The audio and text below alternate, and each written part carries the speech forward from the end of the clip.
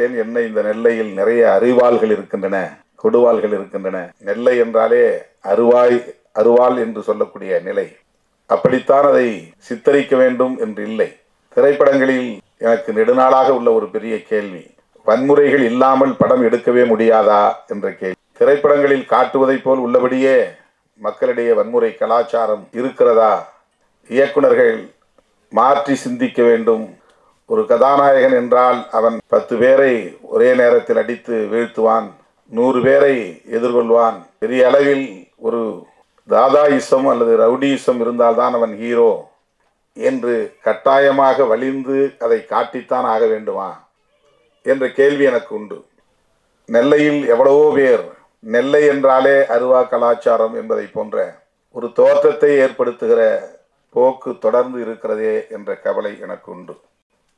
இந்த படத்தை வைத்து நான் பேசுவதாக கருத வேண்டாம், பொதுவாக பேசுகிறேன். வீரம் என்பது வேறு, வன்முறை என்பது வேறு. தோழர்களுக்கு பேசுகிற போது வீரம் என்றால் அருவாளை தூக்குவது என்று பொருள் அல்ல. நெருக்கடிகள் சூழ்ந்த போதும் கொள்கை நெறிப்படியே வாழ்தல் வீரம் என்று ஒரு முழக்கமே நான் எழுதினேன். ரவுடிசத்தை ஹீரோயிசம் என்று நாம் சித்தரிக்க கூடாது. எல்லோரையும் போல ஒரு குத்துப்பாட்டு இருக்க வேண்டும், நெருக்கமான காதல் காட்சிகள் இருக்க வேண்டும், கவர்ச்சிகரமான காட்சிகள் அமைய வேண்டும். அதுதான் வியாபார உத்தி என்று ஒரு வரையறையை வைத்துக்கொண்டு ஸ்கிரிப்ட் எழுதுகிற நிலை இருக்கிறது. இந்த திரைப்படம் வன்முறையை அடிப்படையாக கொண்டிருக்கிறதா அல்லது கவர்ச்சிகரமான காட்சிகளை கொண்டிருக்கிறதா என்று நமக்கு தெரியாது. ஆனால் பொதுவாக இப்படி ஒரு பார்வை இருப்பதை நாம் பார்க்கிறோம். நான் பார்க்குற எல்லா படங்கள் குறைஞ்சது 3 சென்டர் இருக்கு, 4 சென்டர் இருக்கு. அதில் கடுமையான இரத்த வெறி கொண்ட வன்முறைகள் இருக்கு. அதை பார்க்க பார்க்க பார்க்க வன்முறை என்பது இயல்பானது என்று ஒரு உளவியல் இங்கே கட்டமைக்கப்படுகிறது. வன்முறையை கண்டு ஐயோ இது பாவம், இது தவறு, இது அநீதி, இப்படி செய்யலாமா என்று பதறுகிற உள்ளம் போய் இதுவெல்லாம் இயல்பானது, இதுவெல்லாம் நடக்கும், இவையெல்லாம் நடக்கத்தான் வேண்டும் என்று எந்த ஒரு காட்சியை திரும்ப திரும்ப நாம் காட்டுகிறோமோ அந்த காட்சி இயல்பான ஒன்றாக மாறிவிடுகிறது. எவ்வளவு பேரை தீ வைத்து கொளுத்தினாலும் நம்ம கண்டுக்காமல் இருக்கிறோம். ஏன்னா திரைப்படங்களில் பார்த்த காட்சிகள், பெண்களை நிர்வாணப்படுத்தி பெட்ரோல் ஊற்றி கொளுத்தினாலும் நாம் அப்படியே அதை வெறும் காட்சியாக பார்த்து கொண்டு சாப்பிட்டு கொண்டிருக்கிறோம், அரட்டை அடித்து கொண்டிருக்கிறோம். நம் மனம் பதறுவதில்லை. இவையெல்லாம் வாழ்க்கையில் நடக்கிறது. கொடூரமான படுகொலைகள் நடக்கின்றன. மேலவளவிலே 7 பேரை வெட்டி படுகொலை செய்கிறார்கள் பட்டப்பகலில். தமிழ்நாடு அமைதியாக இருந்தது. திண்ணியம் என்கிற இடத்திலே ஒருவன் கொடுத்த பணத்தை திருப்பி கேட்டான் என்பதற்காக அவனை கட்டி வைத்து உதைத்து அவன் வாயிலே மலத்தை திணித்தார்கள். நாடு அமைதியாக இருந்தது. இதையெல்லாம் எப்படி உங்கள் மாநிலத்து தலைவர்கள் சகித்து கொண்டு அமைதியாக இருக்கிறார்கள்? வாயிலே மலத்தை திணித்தவன் இன்னும் உயிரோடு இருக்கிறானா என்று கேட்டார். ஒரு அநீதி நடக்கிற போது ஒருவன் உள்ளம் கொதிக்கிறது என்றால் அவன்தான் புரட்சியாளன். எந்த ஊர்ல நடக்குது, எங்க ஊர்ல நடக்குதா அப்படின்னு பார்த்து கொதிப்படைகிறவன் இல்லை. எங்க சாதிக்கு நடக்குதான்னு பார்த்து கொதிப்படைகிறது கொதிப்பு அல்ல, புரட்சி அல்ல. எங்கோ ஒரு இடத்தில் அநீதி நடக்கிறது என்றால் இந்த அநீதி நடப்பது கொடுமை என்று பதறுகிற அந்த உள்ளம், அதுதான் புரட்சிகர உள்ளம்.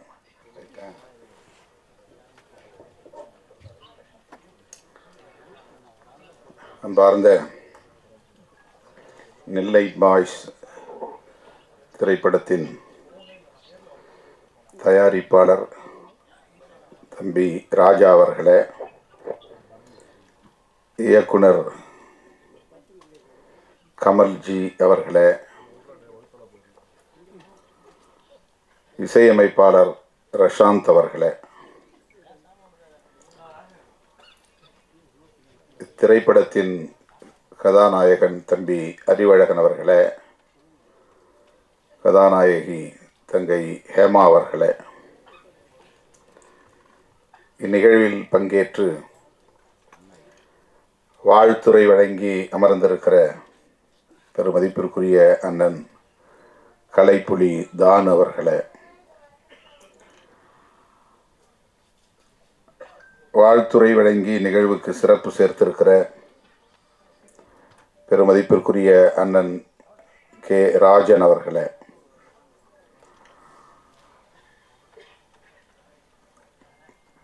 திரைப்பட தயாரிப்பாளர் சங்கத்தின் துணைத் தலைவர்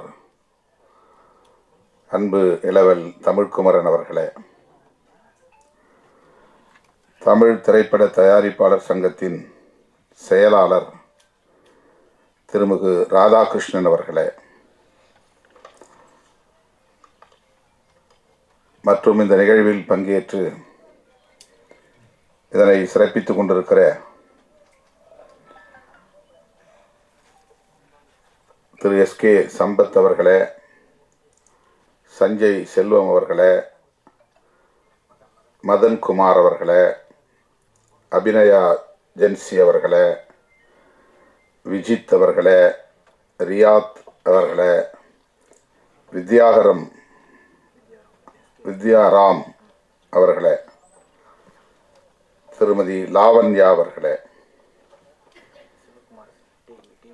மற்றும் திரு சிவகுமார் அவர்களே, இந்நிகழ்வில் பங்கேற்று இதனை சிறப்பித்துக் கொண்டிருக்கிற இந்த திரைப்பட குழுவை சார்ந்த தொழில்நுட்ப கலைஞர்களே, திரளாக கூடியிருக்கிற தமிழ் சொந்தங்களே, உங்கள் அனைவருக்கும் என்னுடைய பணிவார்ந்த வணக்கத்தை தெரிவித்துக் கொள்கிறேன். மிகவும் நேரம் கடந்து இந்த நிகழ்வை நாம் தொடங்கியிருக்கிறோம் என்று ஒவ்வொருவரும் இங்கே பேசியதை நீங்கள் அறிவீர்கள். காலத்தாழ்வுக்கு நானும் ஒரு காரணம். அதற்காக என்னுடைய வருத்தத்தை தெரிவித்துக் கொள்கிறேன். நெல்லை பாய்ஸ் என்கிற இந்த திரைப்படத்தின் பாடல் வெளியீட்டு விழா, அதிலே பங்கேற்கிற ஒரு வாய்ப்பு, இந்த அரிய வாய்ப்பை எனக்கு வழங்கிய தயாரிப்பாளர் ராஜா அவர்களுக்கும் இயக்குனர் கமல் அவர்களுக்கும் இந்த படத்தின் நாயகன் தம்பி அறிவழகன் அவர்களுக்கும் என்னுடைய நன்றியை முதலில் உரித்தாக்குகிறேன். ராஜா அவர்களை பற்றி திரைப்படத்தில் இன்றைக்கு மிக பெரும் ஜாம்பவான்களாக இருக்கக்கூடிய அண்ணன் தானு அவர்களும் அண்ணன் ராஜன் அவர்களும் பலரும் இங்கே பேசினார்கள். எனக்கு பெரிய அளவில் அவர் அறிமுகம் இல்லை. இயக்குனரும் தயாரிப்பாளரும் அறிவழகன் அவர்களோடு வந்து இந்த நிகழ்வுக்கு வர வேண்டும் என்று எனக்கு அழைப்பு விடுத்தார்கள். பல்வேறு பணிச்சுமைகளுக்கு இடையிலே எனக்கு சற்று தயக்கம் இருந்தது. ஆனாலும் மறுதலிக்க இயலவில்லை. அதற்கு முக்கியமான காரணம், இந்த படத்தின் நாயகனாக நடிக்கிற தம்பி அறிவழகன் என்னால் அன்போடு கென்னி என்று அழைக்கப்படக்கூடிய தம்பி, குழந்தையிலிருந்து என் மடியில் வளர்ந்த ஒரு பிள்ளை. நான் எண்ணி பெருமைப்படுகிறேன். திரைப்பட கதாநாயகர்களை தொட்டு பார்த்தால் போதும் என்கிற நிலையில் இருந்த நான் இன்றைக்கு ஒரு நாயகனை நானே மடியில் வளர்த்தேன் என்று பார்க்கிற போது அது பெரும் மகிழ்வை தருகிறது. கே நகர் ஒட்டகப்பாளையத்திலே நான் ஒரு வாடகை வீட்டில் தங்கியிருந்தேன் சில காலம். அந்த வீடு தம்பி அறிவழகனுடைய பெற்றோர் திரைப்பட கேமராமேன் தம்பி வில்லாளன் என்கிற சிகாமணியின் வீடு. அவர் யார் என்றால் ட்ரம்ஸ் சிவமணி அவர்களின் மருமக பிள்ளை, மைத்துனர்.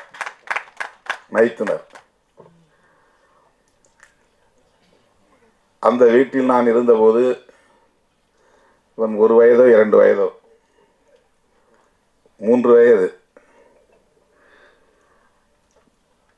குழந்தைகள் என்றால் எனக்கு அப்படி ஒரு பிரியம் உண்டு. அதிலும் இவன் வித்தியாசமானவன். பார்ப்பதற்கு மிகவும் அழகாக கவர்ச்சிகரமாக இருப்பான். அவ்வளவு அழகிய ஒரு குழந்தை, கொழு கொழுவென்று இருப்பான். அவன் நான் வெளியிலே சுற்றுப்பயணம் போய்விட்டு வந்து நள்ளிரவு வந்தாலும் அவனை பார்த்தால் விடமாட்டேன். காலையில் நிகழ்ச்சிகளுக்கு புறப்படுவதற்கு முன்பு அவனை பார்த்துவிட்டு தான் செல்வேன். அப்படி அவன் மீது ஒரு பிரியம். நிறைய கிள்ளி வைத்திருக்கிறேன், கடித்து வைத்திருக்கிறேன். அப்படி இருந்த ஒரு பிள்ளை இன்றைக்கு வளர்ந்து திரைப்படத்துறையிலே ஒரு கதாநாயகனாக ஒரு படத்தில் நடிக்கிறான் என்பதை அறிந்து உள்ளபடியே நான் பெரிதும் மகிழ்ந்தேன். அவனை பார்க்கிற போதெல்லாம் எப்போது உன் படம் வருகிறது என்று திரும்ப திரும்ப கேட்பேன். எத்தனையோ பலர் அப்படி படங்களில் நடித்து அந்த திரைப்படங்கள் வெளியிடாமல் அப்படியே நின்று விடுவதையும் நாம் பார்க்கிறோம். திரைக்கே வராமல் போய்விடுகிறது. சிறு முதலீட்டு படங்கள் அப்படி பல நெருக்கடிகளை சந்திக்கின்றன. அவர்களால் பெரிய அளவிலே பிரம்மாண்டமான விளம்பரங்களை செய்ய முடிவதில்லை. வெளியீட்டாளர்களும் அந்த அளவுக்கு போட்டி போட்டுக்கொண்டு வாங்க வருவதில்லை. அதாவது டிஸ்ட்ரிபியூட்டர்ஸ், விநியோகஸ்தர்கள். சிறு முதலீட்டு படங்கள் எத்தகைய நெருக்கடிகளை எல்லாம் சந்திக்கின்றன என்பதை நாம் அவ்வப்போது அறிகிறோம். அந்த வரிசையிலே இந்த படமும் ஒன்றோ? அறிவழகன் நடித்த படம் திரைக்கு வராமல் போய்விடுமோ என்ற கவலை எனக்கு இருந்தது. திடுமென போன வாரம் வந்து தயாரிப்பாளர் ராஜா அவர்களையும் கமல்ஜி அவர்களையும் அழைத்து வந்து அறிமுகப்படுத்தி, இந்த நிகழ்ச்சிக்கு நீங்கள் கட்டாயம் வர வேண்டும் என்று தன்னுடைய பெற்றோரோடு வந்து, அவருடைய தாயாரும் இங்கே வந்திருக்கிறார், அவர்கள் வந்து என்னை அழைத்த போது என்னால் மறுதளிக்க இயலவில்லை, மகிழ்ச்சி தாழவில்லை. கட்டாயம் நான் வருகிறேன், எவ்வளவு வேலைகள் இருந்தாலும் வருகிறேன் என்று உறுதியளித்தேன். கட்சி அலுவலகத்தில் ஏறத்தாழ 200 பேருக்கு மேல் இன்றைக்கு திரண்டிருந்தார்கள். 5 மணிக்கே எனக்கு பதற்றம் வந்து விட்டது. 6 மணிக்கு நிகழ்ச்சி ஆயிற்றே. பெரிய தயாரிப்பாளர்கள், நடிகர்கள் எல்லோரும் வருவதாக சொன்னார்களே, அவர்களெல்லாம் முன்கூட்டியே வந்து காத்திருப்பார்களே என்கிற பதற்றம். ஆனாலும் என்னால் உரிய நேரத்திற்கு வர இயலாத அளவுக்கு பல்வேறு மாவட்டங்களிலிருந்து நிறைய தோழர்கள் வந்து என்னை சூழ்ந்து கொண்டார்கள். அவற்றையெல்லாம் பின்னுக்கு தள்ளிவிட்டு நான் இங்கே வந்து உங்கள் முன்னால் நிற்பதிலே மகிழ்ச்சி அடைகிறேன். தம்பி அறிவழகனை நான் நெஞ்சார வாழ்த்துகிறேன். அது என்னுடைய முதல் கடமை. அவருக்கு இப்படி ஒரு வாய்ப்பை தந்த ராஜா அவர்களுக்கும் கமல்ஜி அவர்களுக்கும் என்னுடைய நெஞ்சார்ந்த வாழ்த்துக்கள்.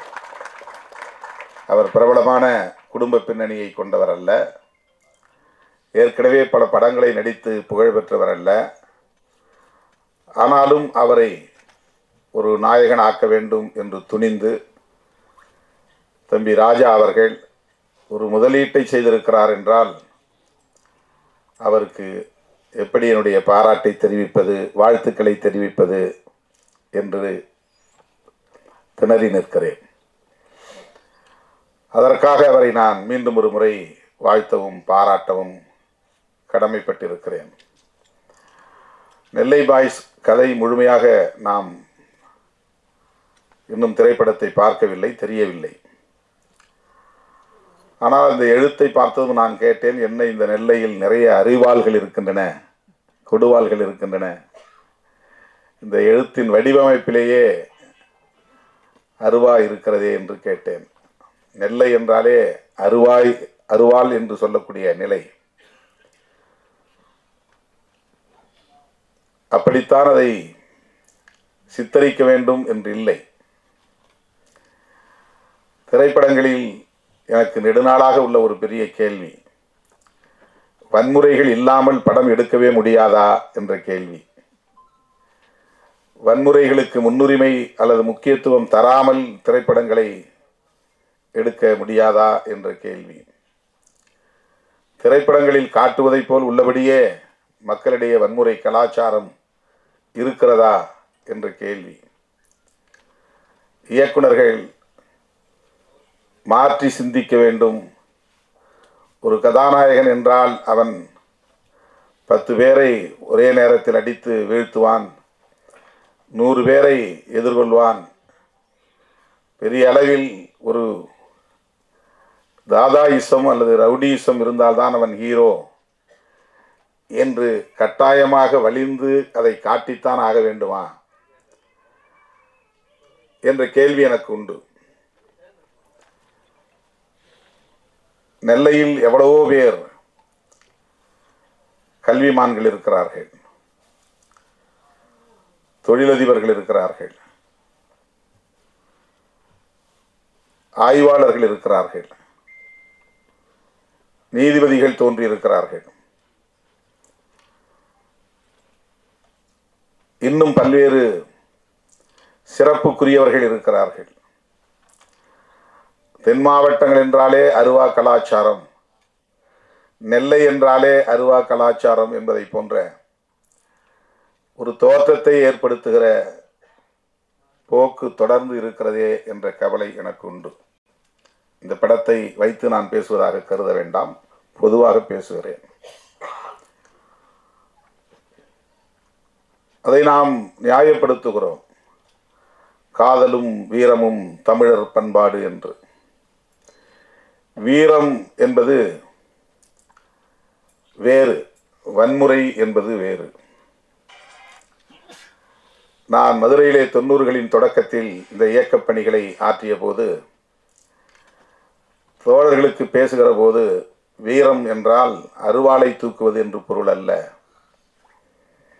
நெருக்கடிகள் சூழ்ந்த போதும் கொள்கை நெறிப்படியே வாழ்தல் வீரம் என்று ஒரு முழக்கமே நான் எழுதினேன்.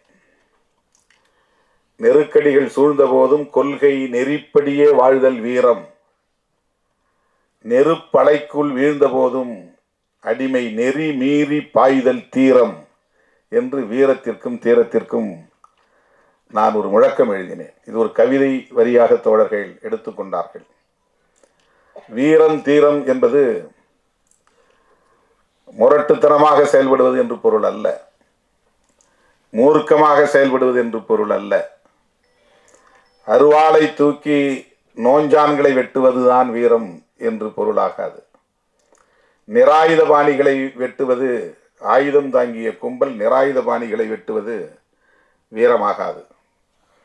10 பேர் சேர்ந்து பேருந்திலே வருகிற நிராயுதபாணிகளை சுற்றி வளைத்து அவர்களை வெட்டி வீழ்த்துவது வீரம் என்ற ஒரு பார்வை இங்கே இருக்கிறது. அப்படி அல்ல. நாம் ஏற்றுக்கொண்ட கொள்கை, நாம் உள்வாங்கி கொண்ட கொள்கை, அந்த கொள்கைக்கு நெருக்கடி வருகிற போது அரசு தரப்பிலிருந்து வந்தாலும் பிற தரப்பிலிருந்து வந்தாலும், காவல்துறை தந்தாலும் அல்லது மற்றவர்கள் தந்தாலும், அந்த கொள்கையிலிருந்து ஒருபோதும் நான் வழுவ மாட்டேன், நழுவ மாட்டேன். சிறையில் அடைத்தாலும் அதிலிருந்து பின்வாங்க மாட்டேன். துப்பாக்கி சூட்டை நடத்தினாலும் அதிலிருந்து பின்வாங்க மாட்டேன் என்று எதிர்த்து நிற்பதுதான் உண்மையான வீரம். ஆனால் நாம் இங்கே வன்முறையை வீரமாக சித்தரிக்கிறோம். ரவுடியிசம் என்பது வேறு, ஹீரோயிசம் என்பது வேறு.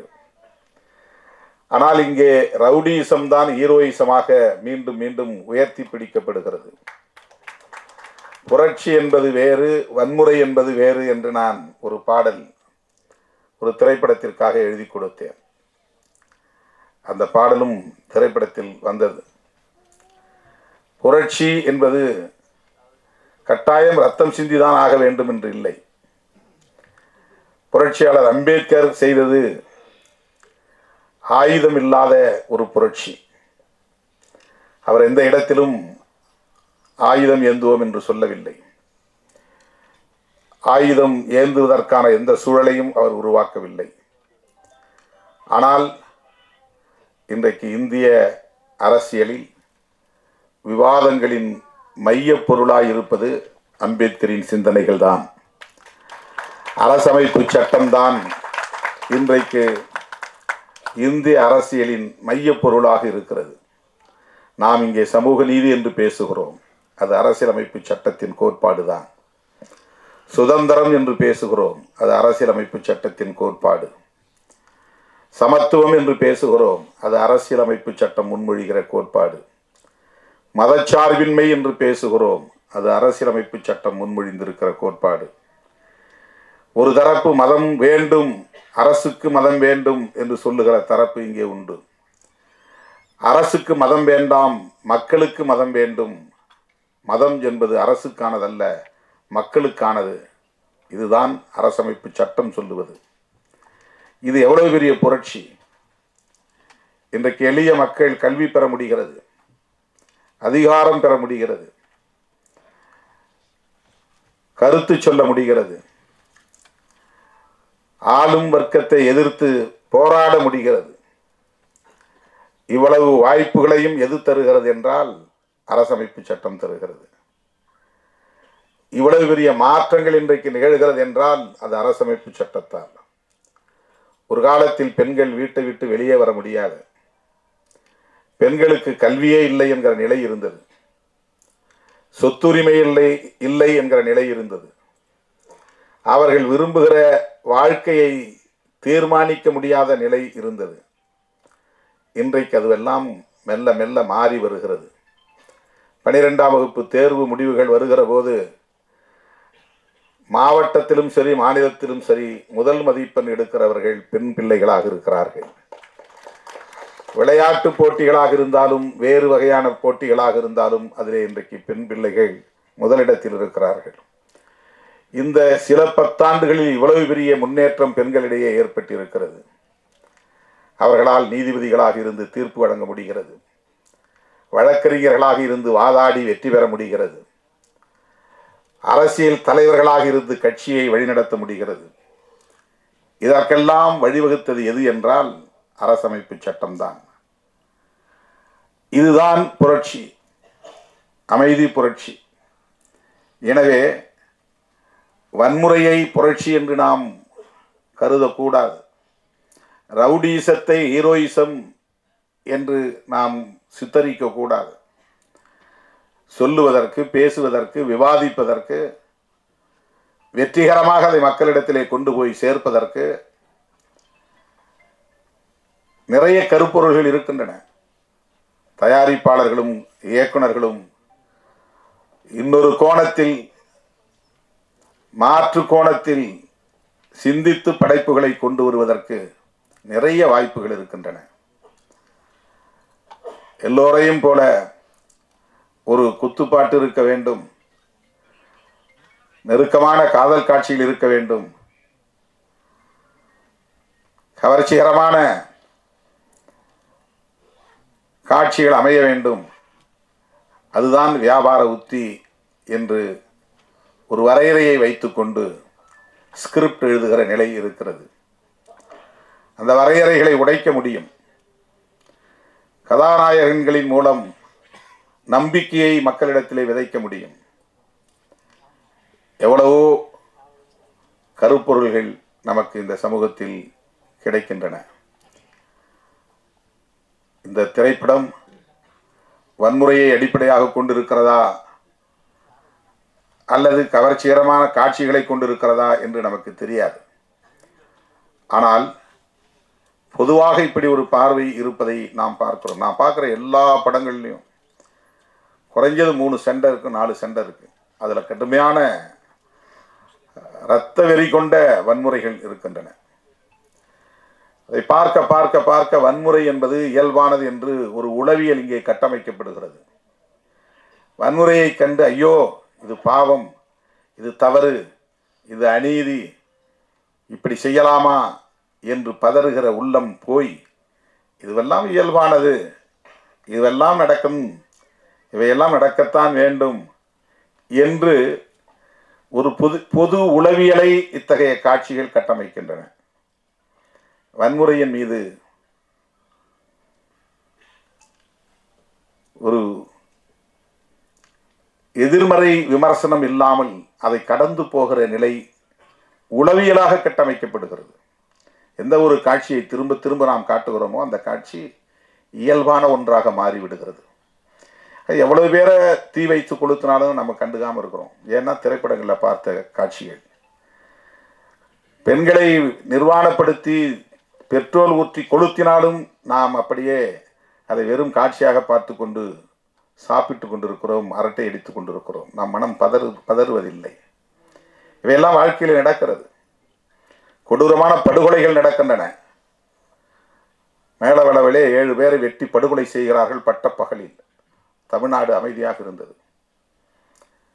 திண்ணியம் என்கிற இடத்திலே ஒருவன் கொடுத்த பணத்தை திருப்பி கேட்டான் என்பதற்காக அவனை கட்டி வைத்து உதைத்து அவன் வாயிலே மலத்தை திணித்தார்கள். நாடு அமைதியாக இருந்தது. 2002ஆம் ஆண்டு நான் வன்னிக்கு போயிருந்த போது அண்ணன் பிரபாகரன் அவர்கள் போனவுடன் என்னிடத்தில் கேட்ட கேள்வி இதுதான். திண்ணியத்தில் ஒருவன் வாயில் மலத்தை திணித்தானே, என்ன கொடுமை! 3 நாள் நான் உறங்கவே இல்லை. இதையெல்லாம் எப்படி உங்கள் மாநிலத்து தலைவர்கள் சகித்து கொண்டு அமைதியாக இருக்கிறார்கள்? வாயிலே மலத்தை திணித்தவன் இன்னும் உயிரோடு இருக்கிறானா என்று கேட்டார். ஒரு அநீதி நடக்கிற போது ஒருவன் உள்ளம் கொதிக்கிறது என்றால் அவன்தான் புரட்சியாளன். எந்த ஊர்ல நடக்குது, எங்க ஊர்ல நடக்குதா அப்படின்னு பார்த்து கொதிப்படைகிறவன் இல்லை. எங்க சாதிக்கு நடக்குதான்னு பார்த்து கொதிப்படைகிறது கொதிப்பல்ல, புரட்சி அல்ல. எங்கோ ஒரு இடத்தில் அநீதி நடக்கிறது என்றால் இந்த அநீதி நடப்பது கொடுமை என்று பதறுகிற அந்த உள்ளம், அதுதான் புரட்சிகர உள்ளம். அப்படி பதற முடியாமல் ஆக்குவது எது என்றால் திரைப்படங்களில் காட்டுகிற இத்தகைய காட்சிகள் தான். தினந்தோறும் பார்க்குறோம். எல்லா படத்திலும் வன்முறைகள். 10 பேர் சேர்ந்து ஒருவனை கொடூரமாக வெட்டி படுகொலை செய்யக்கூடிய காட்சிகள், ரத்தம் தெறிக்கிற காட்சிகள், இதுவெல்லாம் நம்ம ஒரு படமாக தான் காட்சியாக தான் நடத்துகிறோம். ஆனால் அதை பார்க்குற மக்கள் மத்தியில் அது ஒரு தாக்கத்தை ஏற்படுத்துகிறது. அது ஒரு பொது உளவியலை கட்டமைக்கிறது. இப்படி தான் நடக்கும். அங்கே 2 பேரை வெட்டிட்டாங்களா, 10 பேரை வெட்டிட்டாங்களா, அதை பற்றி நமக்கு பிரச்சனையே இருக்காது, கவலையே இருக்காது, பதற்றமே இருக்காது, படபடப்பு இருக்காது, பதைப்பு இருக்காது. அப்புறம் அநீதி நிகழ்ந்து கொண்டே தான் இருக்கும். வீட்டுக்குள்ளே புகுந்து ஒருத்தன் துப்பாக்கியால் சுடுறான் கர்நாடகாவில். ஏண்டான்னா அவன் இடதுசாரி சிந்தனையாளர். நாடு அமைதியாக இருக்கிறது, பதறவே இல்லை. அந்த கவலையிலிருந்து நான் இதை சுட்டி காட்டுகிறேன். இந்த திரைப்படத்தை முழுமையாக பார்க்க ஆசை. ஏனென்றால் அதிலே தம்பி அறிவழகன் கதாநாயகனாக நடித்திருக்கிறான் என்பதும் ஒரு காரணம். நெல்லை பாய்ஸ் எப்படிப்பட்டவர்களாக இருக்கிறார்கள், நம்முடைய கமல்ஜி அதை எப்படி இயக்கியிருக்கிறார், நடிகராகவும் தயாரிப்பாளராகவும் இருக்கிற தம்பி ராஜா அவர்கள் எப்படி இதிலே கவனம் செலுத்தியிருக்கிறார், அவருக்கு எதிர்காலம் இருக்கிறது என்று அண்ணன் ராஜன் அவர்களும் பேசினார், அண்ணன் தானு அவர்களும் பேசினார். ஒரு படத்தை தயாரிப்பது எவ்வளவு பெரிய போராட்டம் என்பது நமக்கு தெரியும். சிறு முதலீடு என்றால் அதற்கு சிறு படம் என்று நாம் சொல்லுகிறோம். எந்த படமும் சிறிய படம் பெரிய படம் என்றில்லை. முதலீடு தான் சிறிய முதலீடு, பெரிய முதலீடு. சிறு முதலீட்டு படங்கள் என்று வேண்டுமானால் நாம் சொல்லலாம், சிறு படங்கள் என்று சொல்லக்கூடாது. தயாரிப்பாளர்களுக்கு இருக்கிற நெருக்கடிகள், அந்த படத்தை தயாரித்து அதை திரைக்கு கொண்டு வருவது என்பது எவ்வளவு பெரிய போராட்டம் என்பது நமக்கு தெரியும். வந்ததும் அண்ணன் சொன்னார், 200 படம் வருதுன்னா 190 படங்கள் படுத்துக்குது, 10 படங்கள் தான் ஓடுது. ஆனாலும் இன்னும் 100 பேர் திரும்ப அந்த காலத்துக்குள்ள வராங்க. இந்த தகவலை சொன்னார். தயாரிப்பாளர்கள் நலிவடைந்து விடக்கூடாது, நட்டமடையக்கூடாது. அவர்களும் இங்கே பாதுகாப்பாக தொடர்ந்து இயங்க வேண்டும். அதற்காகத்தான் இந்த சங்கங்கள் எல்லாம், தயாரிப்பாளர்கள் சங்கம், இயக்குனர்கள் சங்கம் என்று ஒவ்வொரு கலைஞர்களுக்கும் தனித்தனியே சங்கங்கள். தயாரிப்பாளரும் இயக்குனரும் ஒருமித்த கருத்தோடு இணைந்து இயங்கினால்தான் ஒரு படம் முழுமை பெறும். அந்த படத்தை திரைக்கும் கொண்டு வர முடியும். அதற்கு இந்த சூழல் ஏதுவாகவும் அமைய வேண்டும். இவற்றையெல்லாம் கடந்து இயக்குனர், தயாரிப்பாளர் போன்றவர்கள் ஒரு படத்திலே எந்த காட்சிகளை அமைக்க வேண்டும் என்பதிலும் ஒரு முற்போக்கான பார்வை கொண்டிருக்க வேண்டும். சாதி அமைப்பை நியாயப்படுத்துவது, சாதி பெருமையை உயர்த்தி பிடிப்பது, மதவாத அரசியலை நியாயப்படுத்துவது, இவையெல்லாம்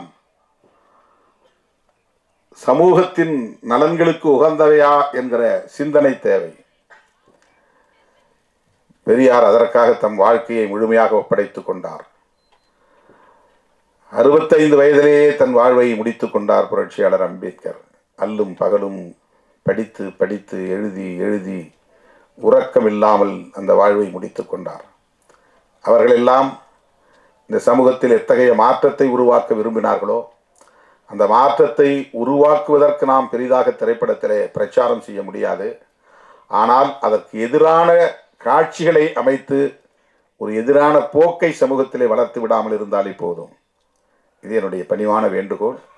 இளம் இயக்குனர், இளம் தயாரிப்பாளர், இவர்களுக்கு எதிர்காலம் இருக்கிறது. ஆகவே இவர்கள் ஒரு முற்போக்கான பார்வை கொண்டவர்களாக பரிணமித்து வளர வேண்டும், வெல்ல வேண்டும் என்று நெஞ்சார வாழ்த்தி வாய்ப்புக்கு நன்றி கூறி முடிக்கிறேன். நன்றி, வணக்கம்.